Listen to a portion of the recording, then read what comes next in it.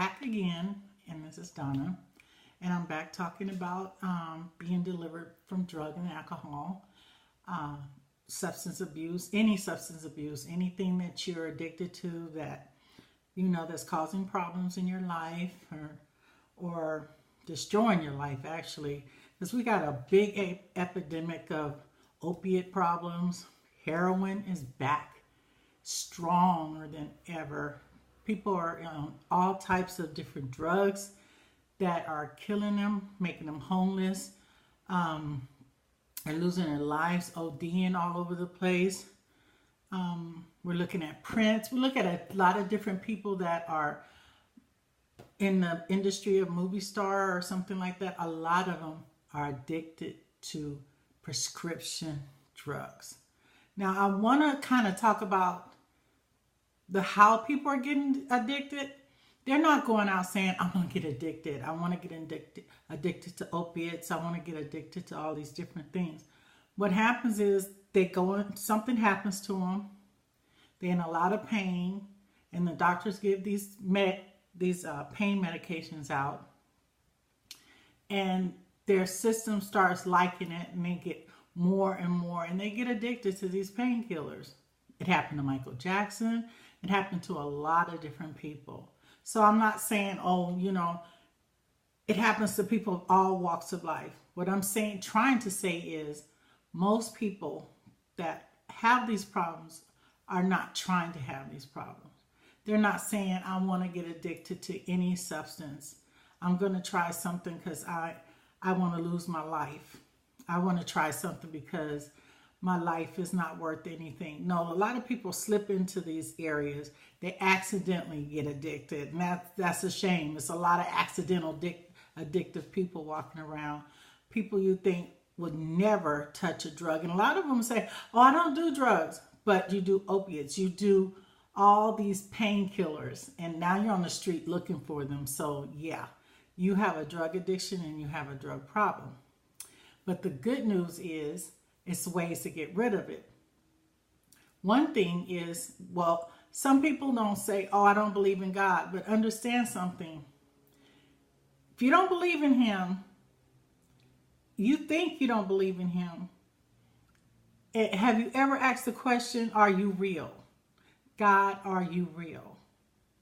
Because a lot of people say in their own thinking, they go, oh, well, oh, it can't be a God, da, da, da. We were here by some type of boom effect, you know, evolution. What the heck? We just all of a sudden start standing up straight. Come on, let's make sense of life. The thing of it is, we have a creator that have created this body, and he's the only one can get rid of the issue of drugs and alcohol. Okay, my last video talked about getting delivered from smoking or getting set free from cigarette smoking. And I told you about a lot of different things. You can go back and look at that video on how I was delivered from smoking. So I want to continue in the area of being delivered from smoking or drugs and alcohol. Because I had an alcohol problem. I was smoked marijuana. I know now marijuana is becoming legal and a lot of people have it. And a lot of people think it's no problem with it. Well, I had a problem with it because it was stopping me from doing what I'm supposed to do. I would smoke some weed and then I'm thinking, oh, I'm going to do this, I'm going to do that. And then when I finish smoking, I don't do nothing but sit around eating and go to sleep. So it's a substance and it still can mess you up. But then they call it a gateway drug. Not necessarily, but the thing of it is, it's a problem if it becomes a problem for you. Because I had it where I wasn't productive. So that was not good. And alcohol, that was not good. I can drink like a fish. A lot of people, my friends would think, oh, you know, you're drinking, you know, no problem. It was a problem because it can mess up your liver. Smoking marijuana can mess up your lungs. There's a lot of different issues going on.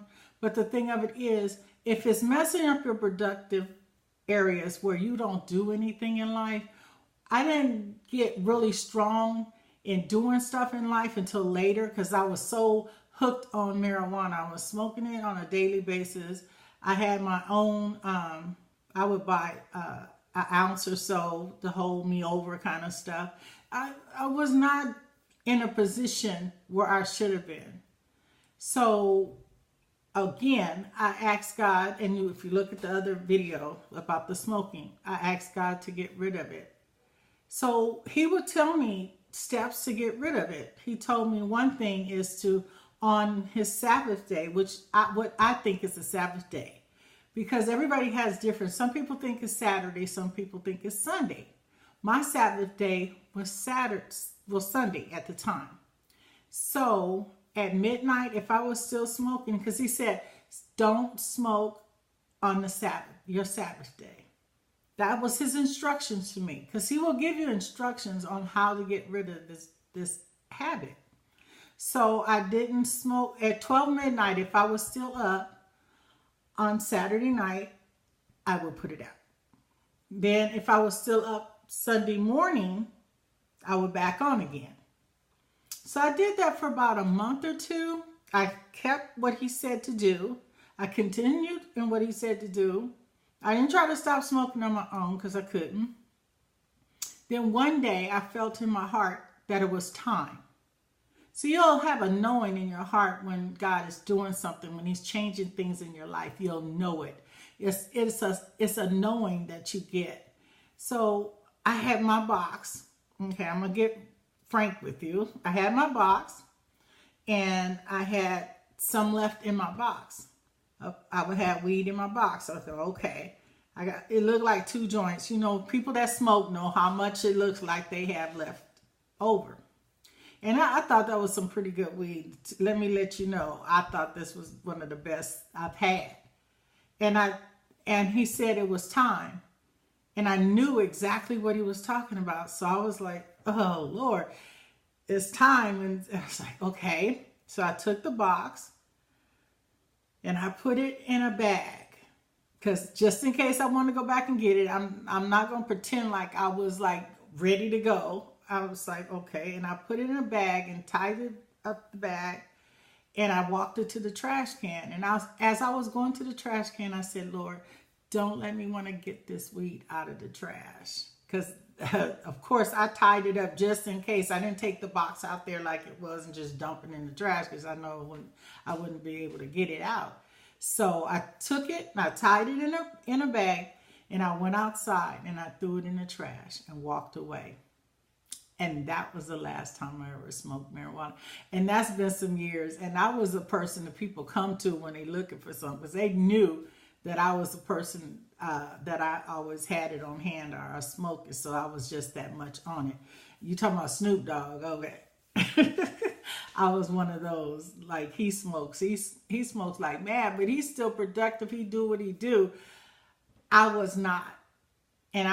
And a lot of people go on from marijuana onto other drugs. That might be an issue with you. If you decided that I want to quit, I want to stop smoking weed, I want to get my life straight. Because, you know, smoking weed, I mean, Snoop Dogg, he has a job. They don't drug test him. But if you're trying to get a job, they will drug test you. And you will not get the job if you're doing marijuana or any type of substance that will inhibit you from working. And that is a problem. So if you want to get rid of it, you want to ask God for help. Ask him. He has no problem with helping you get rid of that issue. He has no problem. Just follow his direction and he will help you out in that area. I'm a living witness. It's been some years since I even wanted marijuana. And I've been around people that smoking. They smoke like chimneys. But I was never tempted to start smoking again. That was never a temptation after that. After I put it in the trash, that was it. It was gone. No need. No need for smoking. So let me tell you, we have a good God that will take care of that problem, will help you in all areas of your life. If you ask him and let him in, say, Jesus, come into my life. Make me a new creature. Make me the person that you want me to be. and he will. He will. Ask him if he exists. Some people are even scared to ask, are you real, Lord? Are you real? Are these are people imagination? These are people looking for a crutch? Are these people that's trying to find hope in something? No, he's real. Just ask him and he will come into your heart and he'll change a lot of things in your life. Things that does not work for you, things that is destroying you, he's there. If you take take what I said and just say, Lord, are you real? Jesus, are you real? If you're real, show me, and watch how he shows up. You have a wonderful day. God bless.